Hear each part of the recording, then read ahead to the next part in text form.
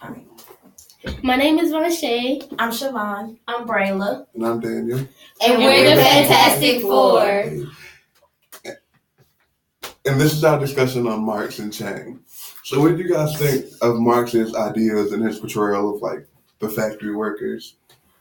At the beginning, like just reading the article that was on Canvas, it got kind of confusing to me. Like, I kind of wasn't understanding what I was reading. So I ended up Googling and like looking up some different articles and everything. And it kind of like started making sense to me. He was basically talking about the difference between the property owners and the propertyless workers.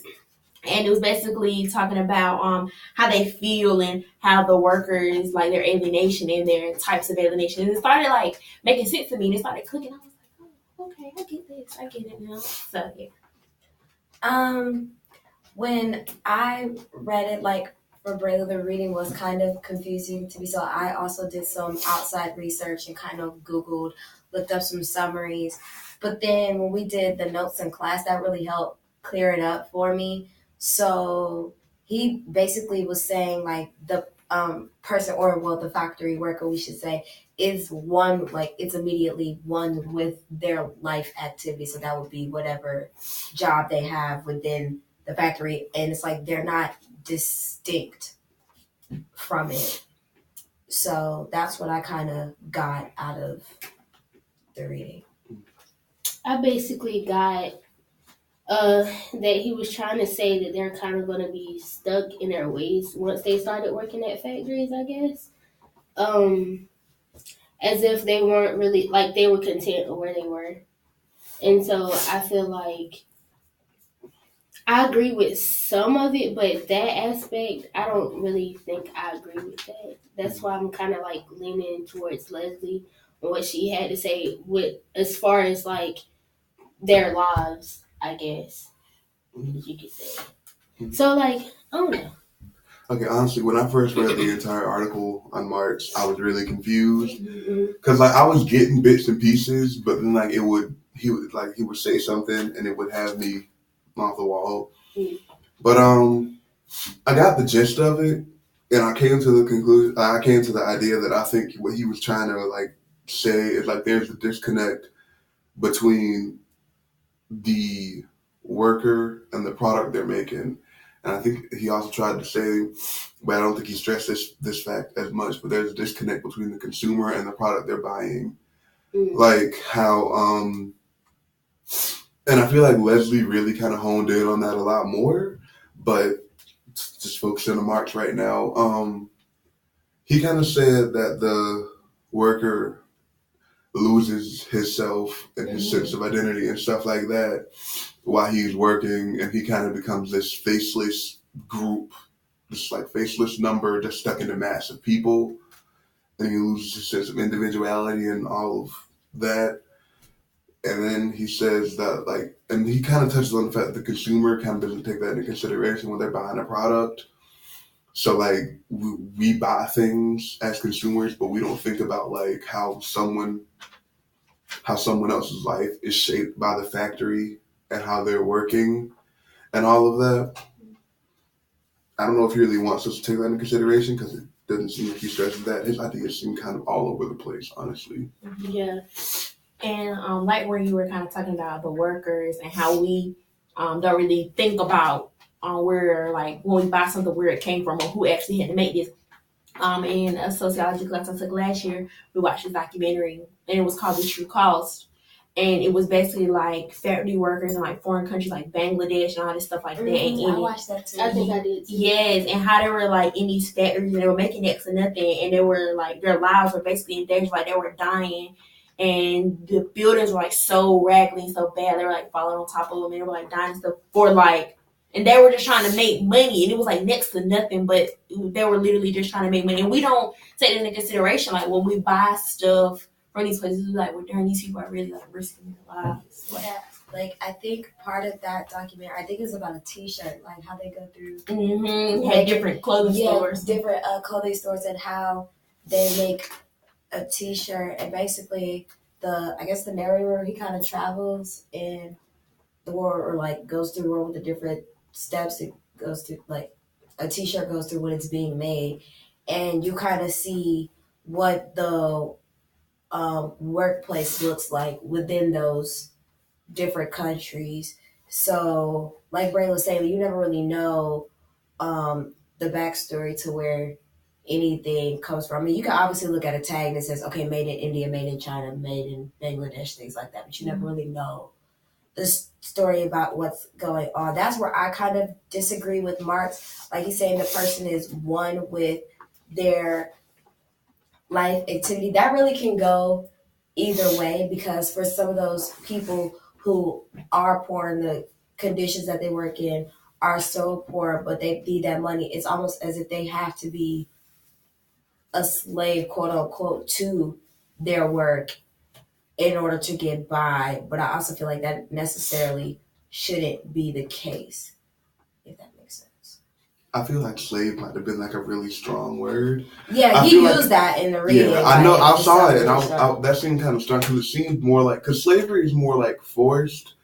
While, Yeah. but I feel like Marx is talking about factory workers in general, while Chang is more or less honing in on factory workers in China, more specifically in Donghuan or whatever the name of the city she was in. But I feel like indentured servitude might be a more appropriate word because indentured servitude, you have to enter indentured servitude. You're there like for a certain amount of time, and then you leave, which which is kind of what happened in Chang's article, because the girls were like bouncing back and forth between factories. Like I think Chang said men bounced between like 5 factories in like 2 years, something around there. But aside from that, they also talk about, and Marx also kind of because the questions that came up were like, how long does it take? Like, how long would it take for a person who's working on the make line? I mean, yeah, like on the assembly line. Let's just say iPhone, for example. How long would it take for them to like work assembling iPhones to be able to afford an iPhone? Mm-hmm. And there's there's one study, and it was like it would take them like they had to like spend like 2.5 months wage just to get the product they're making. But and I watched a TED talk with Chang, and she was talking about all the studies and all the facts and figures they have on that, but it's a really objective look to how these people exist, and it seems really kind of wrong. I mean, I don't disagree. I disagree with Marx on some points, but there are some things where I get where he's coming from. Mm-hmm. Like, but he's taking this really objective stance from it and looking at it from the outside. But like, it's hard to do things like this and like participate in sociology from the outside. Like, you kind of need to immerse yourself into that culture and like, in a sense, not really be one, but like really make bonds with the people so you can understand and learn and like just kind of open yourself up more. Because if you're just examining it from a distance, then of course it's gonna seem really cold and terrible. Because even Chang said when she first went to Donghuan, she said she said she was expecting like a bunch of sadness because the factories looked like what she considered prisons, and everyone looked poor and all of this and that. But once she like got settled in and started talking to people, she found out that these girls had personalities, like they were funny and smart and honest, and like they were really trying to work at a factory and improve their standard of life and their quality of life, and like they were focused on upward mobility, but also focused on like supporting their family. So like a bunch of really multifaceted people who like are worth a lot more than whatever they're just making on the assembly line. And I feel like Marx just kind of writes them out as like they're less than what they're making, or they become less than what the product they're making because they just spend their life doing that. Yeah, and I don't think that's necessarily the case. Like you said, that upward mobility, they're looking to be built like via their work or something like that. So yeah, I could kind of see where you're coming from, to where you would say Marx kind of devalues them in a way, because he said something along the lines of like the more like work you put into it, the like the lesser you'll receive out of it type. And I think with Chang actually going and speaking to those girls in that factory, she has a little bit more credibility because she got firsthand experience. Like she has a firsthand source. Like we don't know if Marx actually went and saw this for himself. That's why I'm kind of in the middle, but leaning more towards Chang as well because she at least has that experience to back up what she said in her TED talk that we watched. And I know talking about that video that you saw, Chang, she also pointed out that a lot of the workers were illiterate and that they were looking to further their education. Oh, yeah. But I feel like the factory would be a temporary place for them because that's like a way for them to make money. Maybe they're saving up to go to school or they're just doing that to have something to do to be productive until they can further their education, you know. And if you don't have like a certain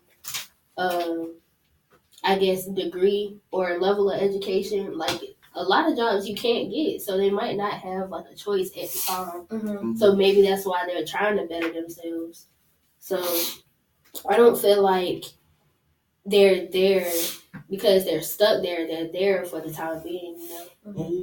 Like in Chang's article, she talks a lot about there's this idea because I picked up on a couple things that she was repeating, and I feel like whenever you repeat something in an article, that's something worth stressing. Yeah.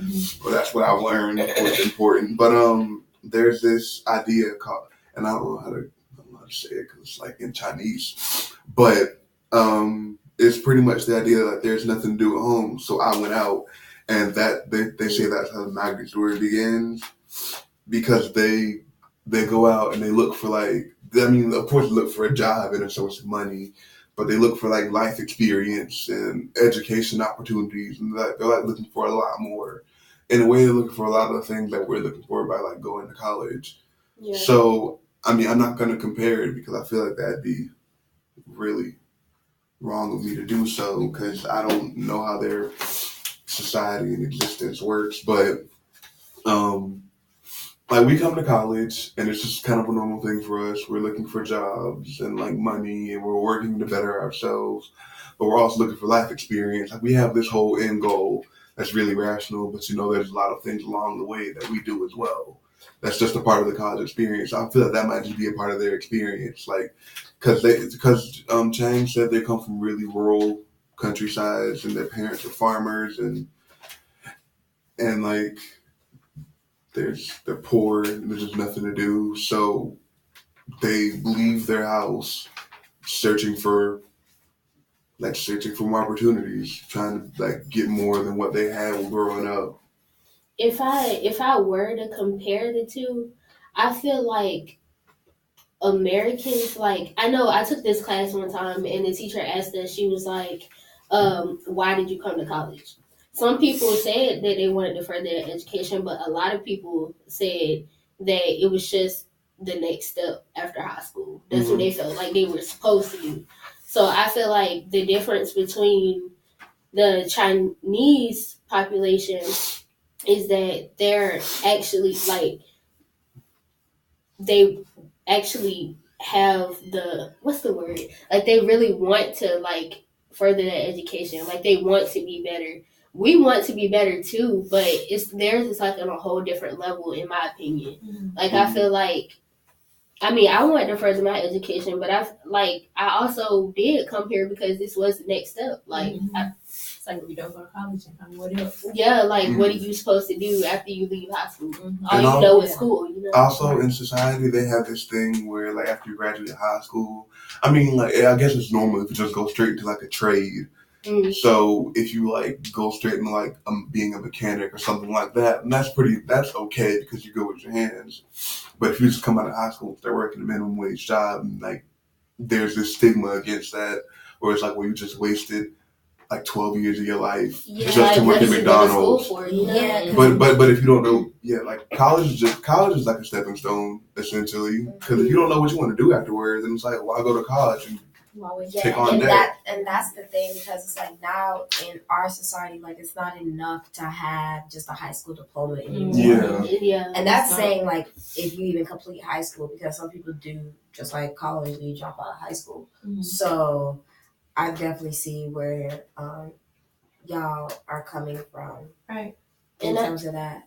I know, like, even at some restaurants, like, you got to have a certain, like, level of degree to even become a manager. Like, so. But sometimes even a college degree isn't enough. Now, like, you're overqualified or something like because that. Because the way Mark says the market is getting really competitive, even though he talks about it becoming really competitive, but how it's also becoming heavily monopolized. So, and those two things shouldn't really go together. But I guess as the markets are becoming more competitive, then of course the people they want, like the job market, is going to become more competitive. So it's like going to be more competitive and harder to find a job. Yeah. Because they expect more from you. You got to find people that know what they're doing, know what they're talking about, and like kind of like have experience already or hands on something, you know. I think Mark says something in here about like being a specialist in your specific job on the assembly line, and how that's kind of degrading to the person, because that cuts out so much more experience that they could be learning, like rather than becoming a specialist in one thing rather than becoming a jack of all trades. But sometimes being a jack of all trades is a little bit better, because you can handle more that comes towards you and like use different thought processes to think your way through a problem. But if you're just specialized to do one thing, if something comes your way, then you're not gonna know what to do. Yeah. But I feel like the job markets are kind of sort of taking that. They're kind of taking that stance where they want you to like nearly be a specialist in what you want to do before you actually become an entry level worker. Like you're fresh out of college and they want you to have 20 plus years of experience, and you're 21. One thing I kind of noticed between Chang and then the other video we were talking about with the different factories being looked at with making the t-shirt is they really focused on women and girls like wanting to be able to work to get where they have to get, which is kind of interesting considering like we kind of live in this the man is the breadwinner type society. So I think with that, I think it was important for Chang to actually go and speak to those girls and to those women, because people have a tendency to like speak for us. When I say us, I mean women. Yeah, to speak for us and tell us how things should be, but that necessarily isn't the case. But to answer the overall question of who's right or more right in the sense, because that was the question, right? But like, who do we agree with more? I mean, I don't think either of them are wrong necessarily. But I do think Marx, on this stance at least, might be a little more ignorant, a little more misguided, and that's not to downplay, his contributions to the the community of sociology, but like, I mean, I feel like it worked for the times, but as we became more evolved, then I feel like his definition needed to become a little more evolved and updated. And I feel like that's what Chang did. He took a specific example, because Marx kind of explains, like I said, he explains them as like a big faceless mass, just a bunch of people on an assembly line. And while Chang did point out some of like the terrible things about it, how there's like 10, 12, and 15 girls to a room. There's 50 people sharing one bathroom. There's like no heat. All of the terrible atrocities she did, like find out that they were there for like really good reasons. Like they were there to better themselves. And that, I don't know, that struggle was just a part of their learning experience. Like, and she said, in this little quote from her article, she says, what keeps them in the city is not fear but pride. To return home early is to admit defeat. To go out and stay out is to change your fate. So like I feel like Marx didn't really take that into consideration. Yeah. Like they're going out and they're taking control of their life. They're like, I want to make money and I want to send it back home so I can like support my family because I think Chang says men, the girl she's talking about, ends up going like she ends up getting enough money and she marries another migrant worker and has 2 kids and then she buys like a Buick or some kind of car used. She has an apartment and then she bought her parents an apartment and then she goes to work in another factory later on in life that like makes cranes. So like following the story of Chang, I mean like it is a pretty sad story. It's terrible they need to do all this just to get like they spent 10 years becoming a middle class citizen. Right. But like I wouldn't say the end justifies the means, but like it shows that like generally that things are moving upward. Yeah. Like it's not just staying stagnant. Everyone's not poor forever. You have like they're working themselves out of poverty. Right. And I think that's where I'm kind of torn because I'm on the fence about both. Like you said, I don't think that both of them are like just flat out wrong, but there's discrepancies with both. Like I was saying, being necessarily one with your life's work, it is like that in a sense, but it's to me, I don't feel like it should be to the extent where you're deemed faceless, almost as if you don't have any other purpose than just that. And so that's where my stance on it is. We do have another question that we have to answer. I feel like if he was to use the term faceless, I feel like he should have used it in the way where we don't like as we're buying stuff, we don't. I don't know.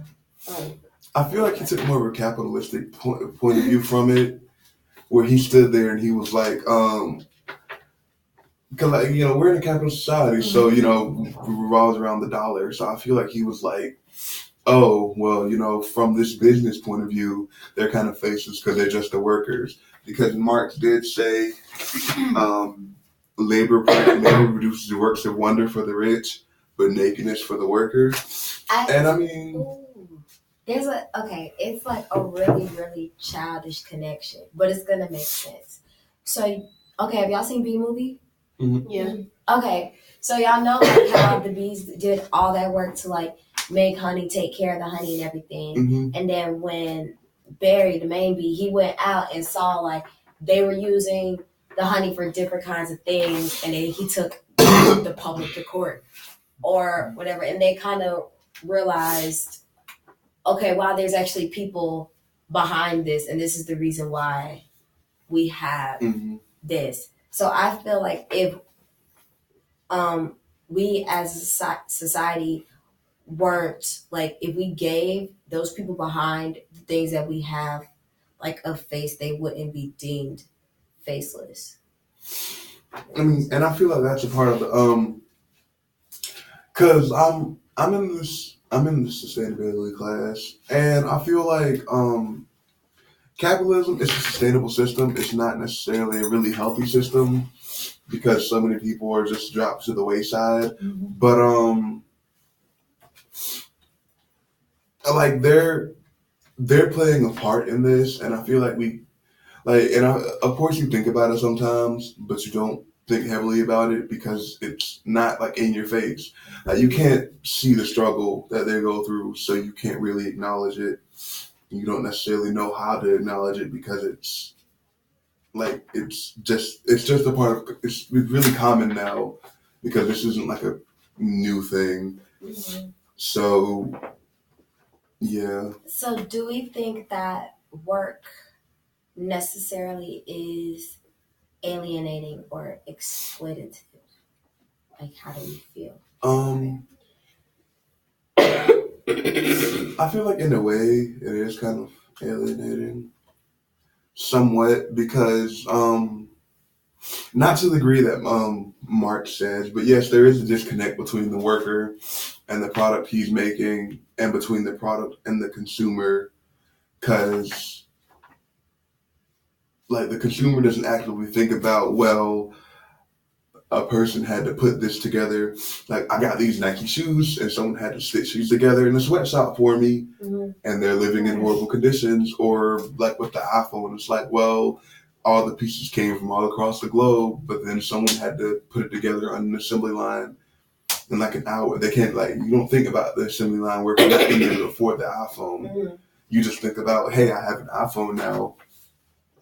So I feel like it is kind of alienating because it doesn't, I feel like it's not, we shouldn't deem them faceless, but I do think capitalism does kind of erase a part of their identity. Yeah.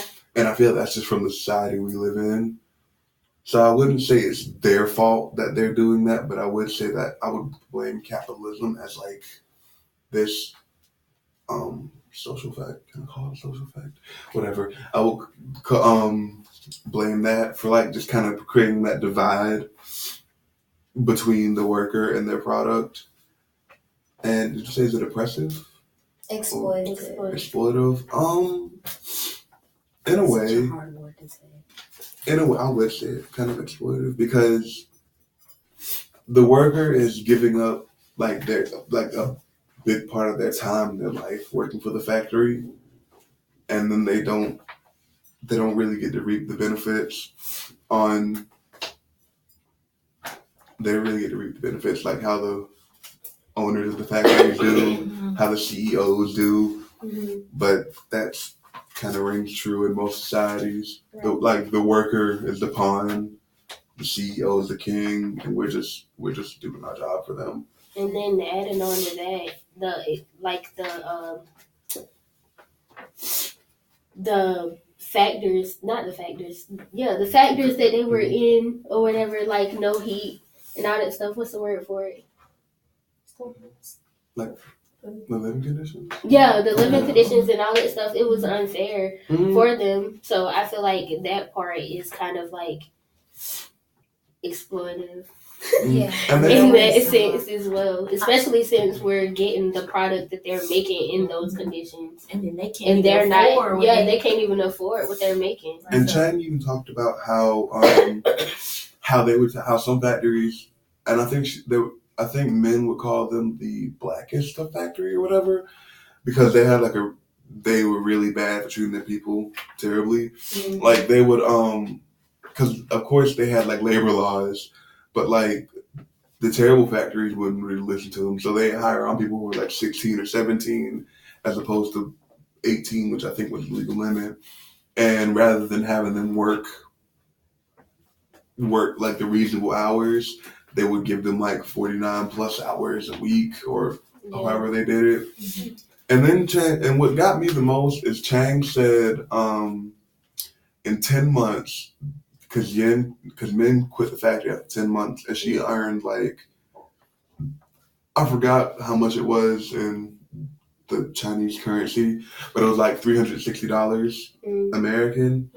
And it kind of shocked me because over the summer I was working Domino's. Some of my checks alone were $360 after 2 weeks. And I was like, so she earned $360 American in 10 months. Like it was crazy. Yeah, that's well, I think like in terms of alienation like that, I think there is a sense of that because these people leave home and know they cannot return back until they've met their needs, their family's needs, or what have you. So I think while you're constantly in those conditions, you're constantly working, you kind of do lose a little bit of sense in yourself because you're so focused on the end goal, and yet being exploitative in a way, like I said, those conditions are very unfair to be working in, just so we could have something. I think that's why I was so shocked when I saw that video with the t-shirts, because we wear cotton t-shirts all the time, print stuff on them, everything, and you never really think like, okay, that's somebody's life's work. Like that's how somebody makes their money so they can eat, they can feed their kids, clothe themselves, do whatever they need to do, like pay bills, things like that. You never really think deeper than the surface, but I don't think it's like intentional exploiting. Like I don't feel like we would be like, okay, let's put them in these bad conditions. That way we can have these products. But because like we have an iPhone. We don't know who makes the iPhones. Yet everybody credits Steve Jobs with the idea. So anything iPhone related, it's like, okay, Steve Jobs this, Steve Jobs that. Same thing with, Microsoft. Same thing with like T-shirts. We'll just credit, okay, Hanes, the company, they made the shirts. Like, yeah, but you never know what goes on behind it. So I do think we like involuntary exploit like that way by giving credit to the main thing. But I kind of think in a way it is kind of voluntary too, because a lot of these like millionaires and like CEOs and stuff like that, they could, I'm pretty sure if they wanted to, they could pay their workers a decent wage. I'm pretty sure if they wanted to, they could make sure they had buildings that were livable, that were suitable for like working conditions. So in a way that's like, okay, well, I can pay someone rightly, or I can put more money in my pocket and pay them next to nothing. You get what I'm saying? Mm-hmm. I feel like that's the because I know with America we have like really strict laws when it comes to labor. Mm-hmm. So of course, like I feel like that's why big companies will take their work overseas because you can pay them cents to the dollar. Like where they gotta pay us like $7.25 an hour or like $10 an hour. How much? Yeah, $7.25 minimum wage. But I'm pretty sure factories they're gonna end up paying you like more money because it's a more demanding job. But you can go overseas and pay them like 13 cents an hour and make them work 13-hour days because that's just and like they need to do that because of how things are. Yeah. So I do think big companies are exploiting them because of how lax their labor laws might be, or how they're more lax than our labor laws. And then with the wages being so low, they know they'll be able to stay longer and work longer hours because they want to produce more in order to make more money. So I think that's exploitative. So it's a vicious cycle. Actually, adding on to that too, I worked in a factory like over the summer, and like they paid like $12 an hour, which sounds good, right? But like getting paid every week and getting your check, they take so much money out as in taxes. So it was like I was making more at Zaxby's every 2 weeks than I was at the factory every 2 weeks. Oh yeah. So it was like. Chang did mention that they would take out a bunch of fees and everything at the end of it because like they would charge, and they would also dock them things because there were strict rules they had to follow. Because I remember that men was like, "Oh, I'm gonna be talking with everyone on the factory line," but like they were like talking was forbidden, and every time you got caught talking, you were charged so much money, and then like Min said she would like take frequent breaks and go to the bathroom, like stare out the window. And, I guess dream of a better everything, but she'd still go to work and they cut it back that you could only have one bathroom break in 4 hours. So, and if you took more than one, it was like a 5 yuan fine or something like that.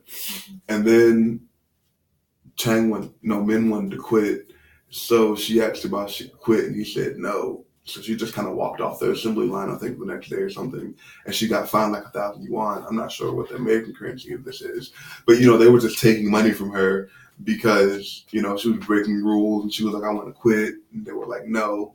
And they fined her money. And it was a mess. So, like, and then they got fined. They got money taken out of their check because they had to get their winter uniforms from the summer uniforms and the switch and all that. So, just a lot of money taken. Yeah. So, any closing remarks?